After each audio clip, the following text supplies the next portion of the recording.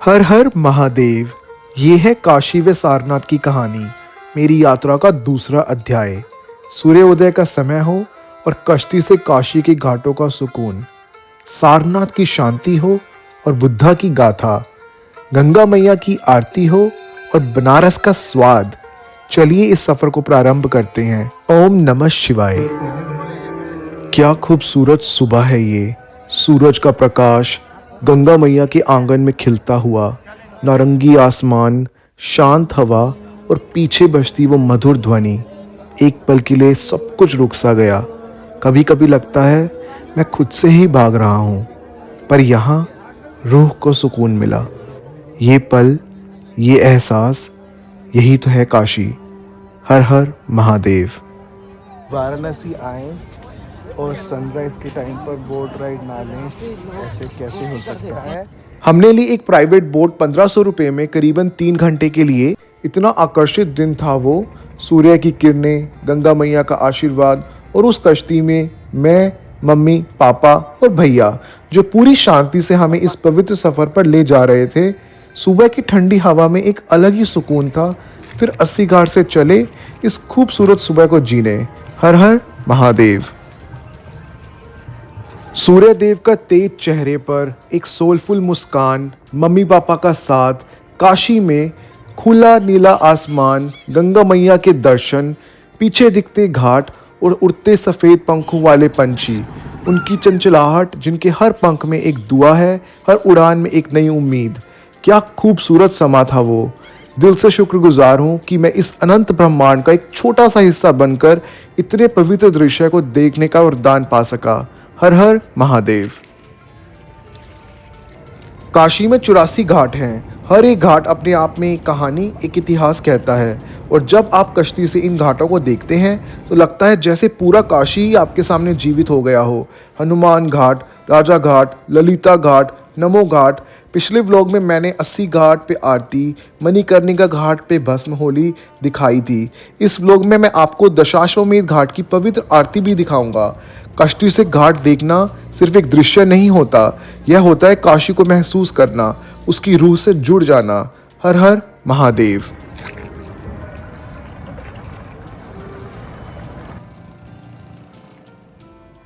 थोड़ी देर के लिए कश्ती रुकी एक किनारे पर, जहां एक छोटी सी मार्केट थी, जहां आपको चाय, कॉफ़ी, समोसा, चिप्स आराम से मिल जाएंगे। जहां लोग गंगा मैया में स्नान कर रहे थे। मैंने अपने मस्तक पर चंदन से ओम लिखवाया। एक छोटा सा अनुभव, एक शांति का पल। फिर थोड़ी देर वहां पर वक्त बिताने के बाद हम वापस चल दिए। पापा और मैंने कश्ती चलाने की कोशिश की और मैंने देखा कि कितनी मेहनत लगती है इसमें। कोर स्ट्रेंथ की बात ही अलग है। हैट्स ऑफ टू भैया जो काले चने खाकर इतनी देर से कश्ती चला रहे हैं। ये राइड सिर्फ एक एक्सपीरियंस नहीं, एक गहरा अनुभव था जिसमें हर लम्हा एक ठहराव सा था। गंगा मैया के जल की लहरों में, पंछियों की मधुर आवाज़ में और काशी की पवित्र हवा ने अंदर तक एक नई ऊर्जा जगा दी थी। इसके लिए मैं दिल से आभारी हूँ।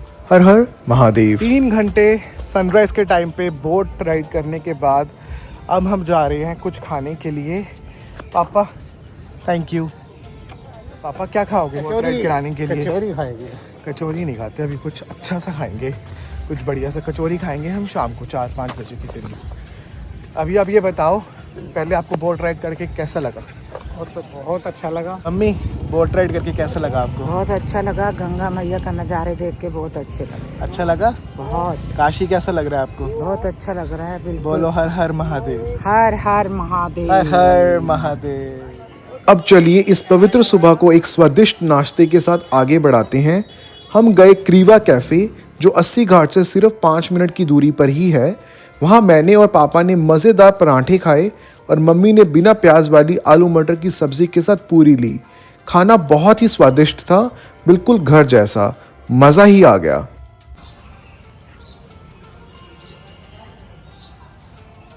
अभी हम करके आए हैं ब्रेकफास्ट। मम्मी कैसा लगा आपको पूरी और आलू की सब्ज़ी? बिल्कुल घर की तरह डिलीशियस। डिलीशियस। स्वाद आया? बहुत अच्छा। चलिए चलते हैं सारनाथ। हो गया तेरा नाम सर? बहुत ही ज़्यादा ज़रूरी है यहाँ पर। अब चलते हैं सारनाथ की ओर। जो 80 घाट वाराणसी से करीबन 15 किलोमीटर दूर है। यही वो स्थल है जहां गौतम बुद्ध ने अपना पहला उपदेश दिया था और जहां से बौद्ध धर्म का प्रकाश पूरे विश्व में फैला। बहुत ज़्यादा गर्मी हो गई है इस टाइम पर। ये है मूलगंध कुटी विहार, सारनाथ का एक पवित्र और शांत मंदिर जो गौतम बुद्धा की यादों को समर्पित है। इस विहार का निर्माण 1931 में महाबोधि सोसाइटी ऑफ इंडिया ने करवाया था। कहा जाता है यह वही स्थल है जहां बुद्धा ने अपने प्रथम वर्ष वर्षावास किया था, यानी पहली बार बारिश के दौरान यहीं रुककर अपने शिष्यों को ज्ञान दिया था। इस मंदिर के अंदर एक शांत और भव्य मूर्ति है भगवान बुद्धा की। और इस मंदिर की सबसे खास बात है मंदिर की दीवारों पे बने खूबसूरत म्यूरल्स जो जापानीज आर्टिस्ट कोसेतेसु नोसु ने 1932 से 1936 के बीच बनाए। ये पेंटिंग्स बुद्धा के जीवन के प्रमुख किस्से दिखाती है, जन्म से लेकर उनके महापरिनिर्वाण तक। यह है बोधि वृक्ष जिसका संबंध गौतम बुद्धा से जुड़ा है। कहा जाता है इसी जैसे एक वृक्ष के नीचे बुद्धा ने ज्ञान प्राप्त किया था। यहाँ का बोधि वृक्ष उसी पवित्र वृक्ष का अंश है जिसे बोध गया से लाकर यहाँ रोपा गया। लोग यहाँ शांति और ध्यान के लिए रुकते हैं। अब चलते हैं धमेक स्तूपा, सारनाथ का सबसे प्राचीन और पवित्र स्तंभ जहाँ गौतम बुद्धा ने ज्ञान प्राप्त करने के बाद अपना पहला उपदेश दिया था, जिसे धर्मचक्र प्रवर्तन भी कहते हैं। इसका निर्माण 500 सीई के आसपास हुआ था और यह वही स्थल है जहां उन्होंने अपने 5 शिष्यों को पहली बार धर्म का मार्ग दिखाया था। गर्मी है और हम पी रहे हैं नींबू पानी जलजीरा वाला। इतनी गर्मी में ठंडा ठंडा नींबू पानी एंजॉय करने के बाद चलते हैं सारनाथ की एक शॉप में देखने के लिए कि बनारस की फेमस साड़ी कैसे बनती है। यहाँ की बुनाई पुरानी मशीन से होती है जिसे चलाना कला और पेशेंस दोनों मांगता है। हर साड़ी में सिलसिला है एक कहानी का जो रेशम और सोना चांदी के धागों से बुन के जिंदा हो जाती है। ये सिर्फ एक कपड़ा नहीं, बनारस की विरासत का एक खूबसूरत हिस्सा है। सारनाथ काफी क्लीन और शांत है। हर तरफ हरियाली, बड़े बड़े पेड़ पौधे, आसपास छोटी छोटी दुकानें, कहीं नींबू पानी मिलता है, कहीं फ्रेश जूस और कहीं मिल जाते हैं छोटे छोटे सोवेनियर्स लाइक रुद्राक्ष, बुद्धा आइडल्स, पोस्ट कार्ड्स और हैंडमेड चीज़ें। यहाँ पर आपको वॉक करने में बहुत आनंद आएगा और चलते चलते आपको बहुत बढ़िया टेम्पल्स भी दिखाई देंगे। आप वहाँ जाकर आराम से पीस और सुकून फील कर सकते हैं। और इसी के साथ अब हम चलते हैं हमारे नेक्स्ट स्पॉट पे जिसका नाम है archaeological museum of Sarnath. Archaeological museum of Sarnath India का पहला साइट म्यूजियम है जो कि बनाया गया था 1910 में। यहाँ पर आपको भारत के इतिहास के काफ़ी पहलू देखने को मिलेंगे और इसका स्ट्रक्चर भी बहुत इंटरेस्टिंग है, एक बुद्धिस्ट विहार की जैसा, जैसे मेन हॉल एक चैपल और आसपास गैलरीज जैसे मॉन्क सेल्स। और सबसे खास यहाँ मिलेगा अशोका का लायन कैपिटल जो हमारे राष्ट्रीय प्रतीक का एक हिस्सा है, और बुद्धा की वो एक शांत मूर्ति धर्मचक्र प्रवर्तन मुद्रा में जिस पल उन्होंने अपना पहला उपदेश दिया था वही यहाँ अमर है। यहाँ शिवा, गणेशा, मौर्य, गुप्ता, कुशन काल की कई मूर्तियां हैं और सब कुछ देखने का एंट्री फी है सिर्फ 5 रुपये। इंडियंस के लिए, फॉरेनर्स के लिए 100 रुपये और 15 साल से छोटे बच्चों के लिए कम्प्लीटली फ्री। अब चलते हैं जापानीज टेम्पल सारनाथ, एक शांति का स्थल।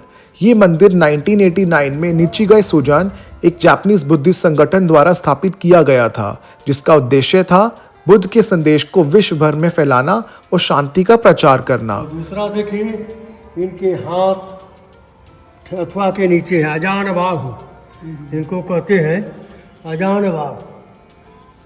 और इधर देखिए, इनके हाथ में चक्र है, इनके कान जो है कंधे से मिले हुए लंबे, ये महापुरुष का ही लक्षण है। मंदिर के अंदर एक विशाल सैंडलवुड से बनी बुद्धा की मूर्ति है जो शयन मुद्रा में है। इस मूर्ति के पास लिखा है ना मु म्यो हो रेन जे क्यो, जो निचिरेन बुद्धिज्म का एक पवित्र मंत्र है जिसका अर्थ है मैं धर्म के अद्भुत नियम में श्रद्धा रखता हूँ।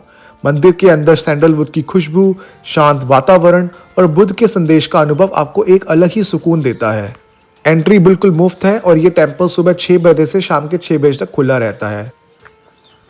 अब हम वापस चलते हैं काशी की तरफ, लेकर साथ सारनाथ की शांति, इतिहास और बुद्ध के ज्ञान की एक गहरी याद। और रास्ते में सच बताऊं, धूप और गर्मी के बीच बहुत प्यास लग रही थी और मन कर रहा था कि कुछ ठंडा लाइक फ्रेश मैंगो शेक मिल जाए।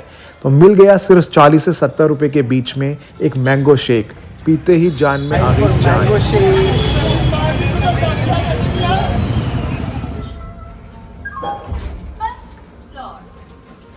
सारनाथ से घर आने के बाद हमने 1 घंटे का लिया रेस्ट, और रेस्ट करने के बाद हम गए बनारस की खास चाट खाने के लिए केशारी चाट कॉर्नर, जो दशाश्वमेध घाट के बिल्कुल पास है।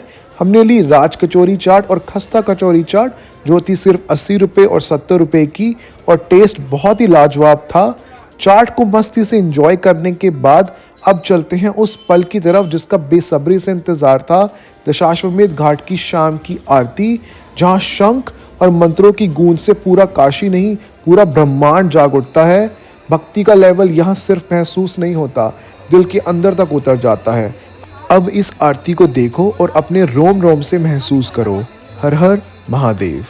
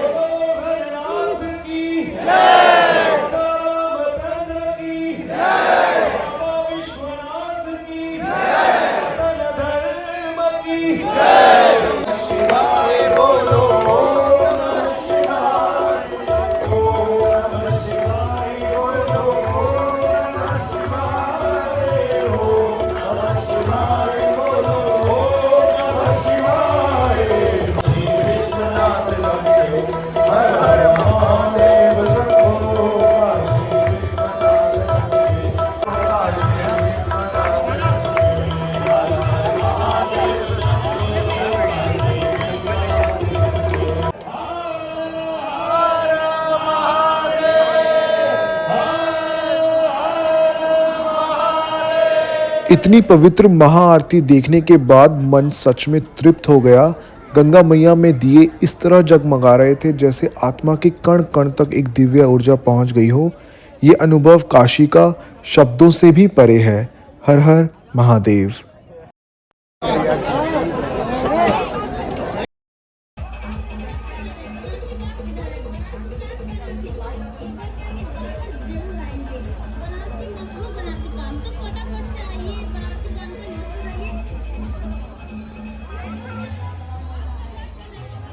थोड़ी देर दशाश्वमेध की रौनक भरे माहौल में घूमते हुए मन किया कुछ स्नैक खाने का। नज़र पड़ी एक मोमो की छोटी सी स्टॉल पर, और फिर क्या, ले ली 30 रुपये की हाफ प्लेट मोमो। इतना टाइम हो गया था खाए हुए, गर्मा गर्म थे और टेस्टी भी, पर कहना पड़ेगा it was damn good.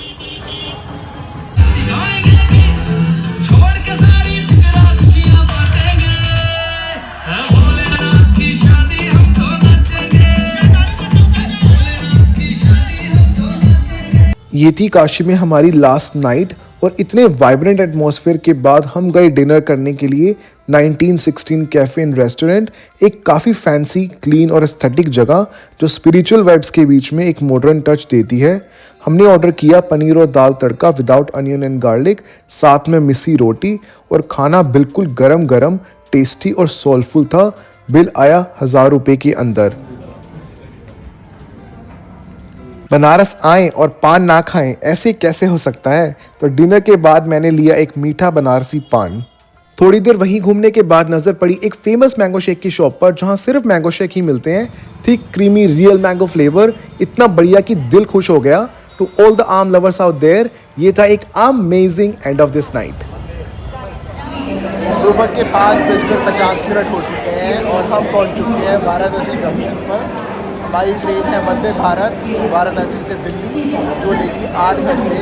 And Kashi में हमें बहुत आनंद आया, एंड आई होप कि हम जल्दी से फिर से वापस आएँ। और अगर आपको ये ब्लॉग अच्छा लगा हो तो इसे लाइक करें, शेयर करें, सब्सक्राइब करें। बोले हर हर गंगे, हर हर महादेव, हर हर महादेव, हर हर महादेव। यह है एक छोटा सा सेगमेंट रिटर्न जर्नी का वंदे भारत एक्सप्रेस से। एकदम क्लीन, कंफर्टेबल और फास्ट ट्रेन। काशी से दिल्ली का ये सफ़र था 8 घंटे का। डिसेंट फूड, चाय, कॉफ़ी, एसी कोचेस और स्पीड थी 130 किलोमीटर पर आवर। एक perfect end to a soulful trip. Thank you for watching. मिलते हैं अगले व्लॉग में। हर हर Mahadev. Keep your magic alive.